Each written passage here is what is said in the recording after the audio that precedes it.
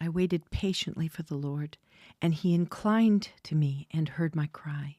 He brought me up out of the pit of destruction, out of the miry clay, and he set my feet upon a rock, making my footsteps firm.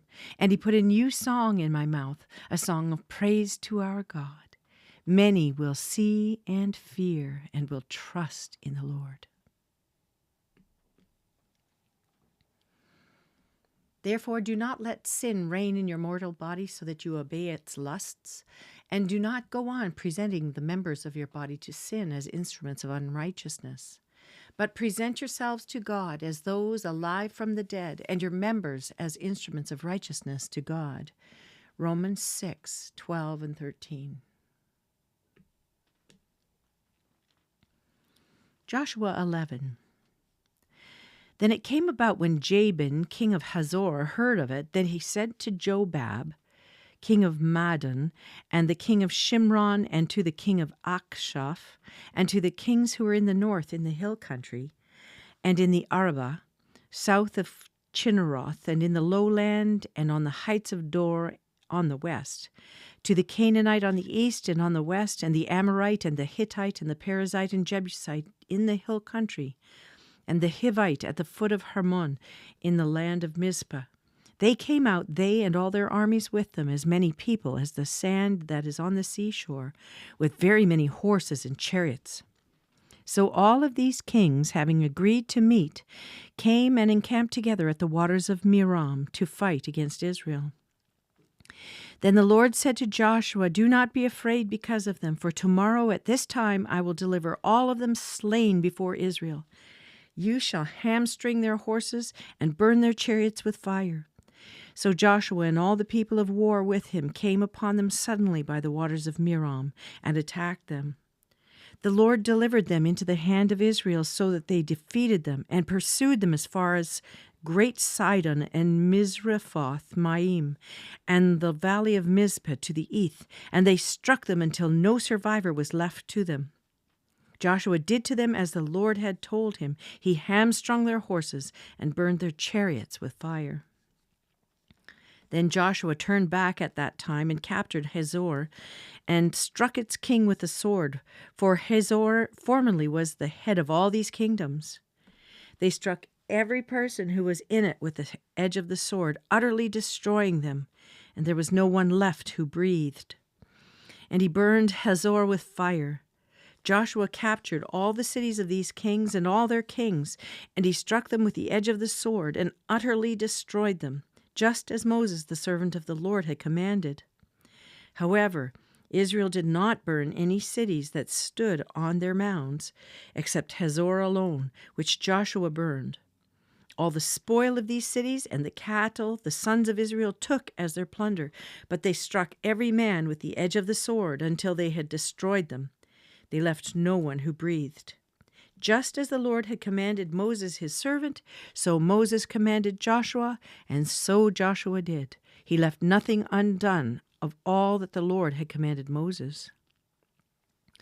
Thus Joshua took all that land, the hill country and all the Negev, all that land of Goshen, the lowland, the Arabah, the hill country of Israel, and its lowland from Mount Halak that rises towards Seir, even as far as Baal-Gad in the valley of Lebanon at the foot of Mount Hermon.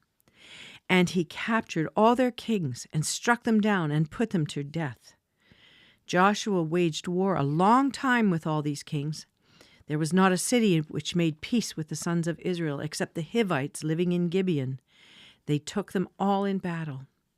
For it was the Lord to harden their hearts to meet Israel in battle in order that he might utterly destroy them, that he might receive no mercy, but that he might destroy them, just as the Lord had commanded Moses. Then Joshua came at that time and cut off the Anakim from the hill country, from Hebron, from Debir, from Anab, and from all the hill country of Judah, and from all the hill country of Israel. Joshua utterly destroyed them in their cities. There were no Anakim left in the land of the sons of Israel. Only in Gaza, in Gath, and in Ashdod some remained.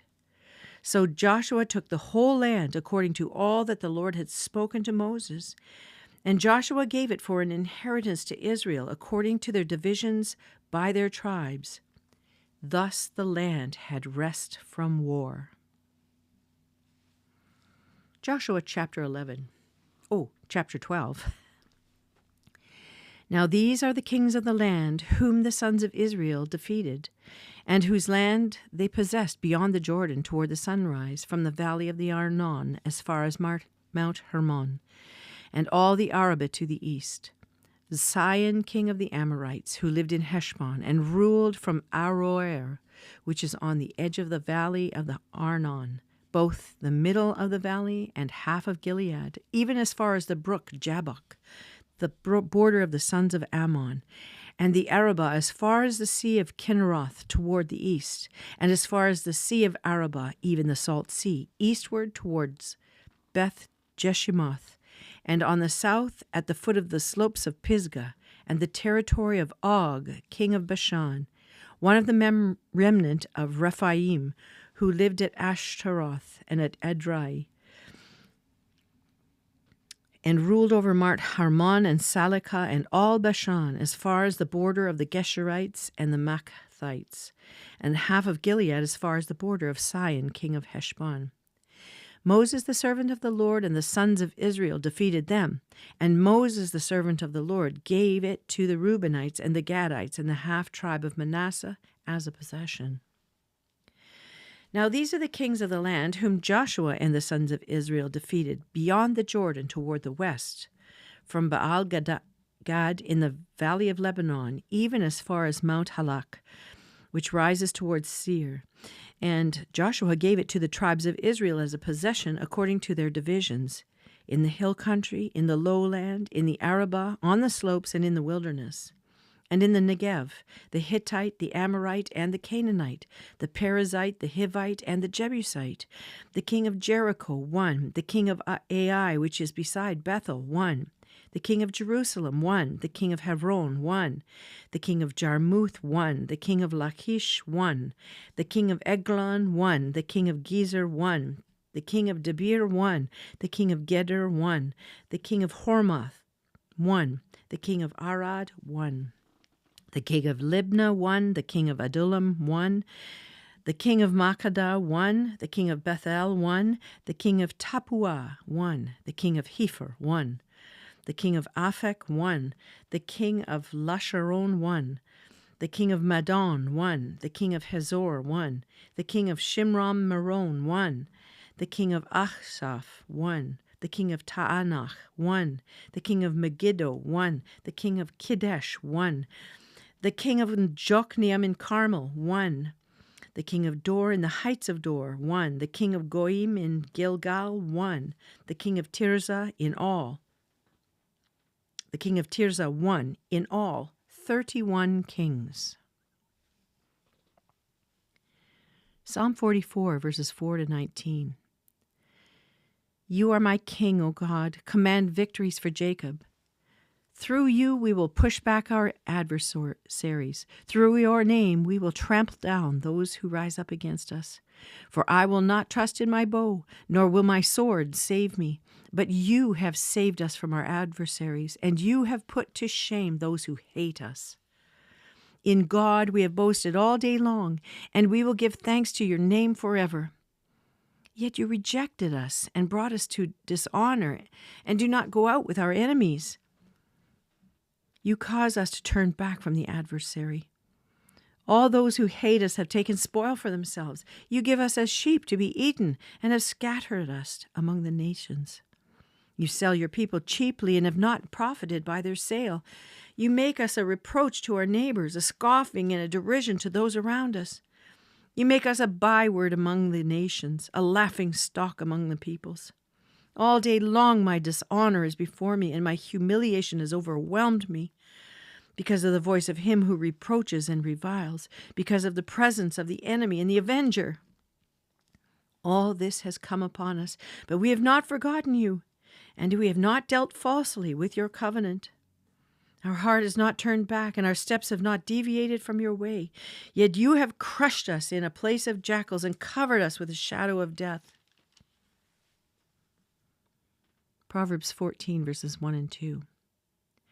The wise woman builds her house, but the foolish tears it down with her own hands.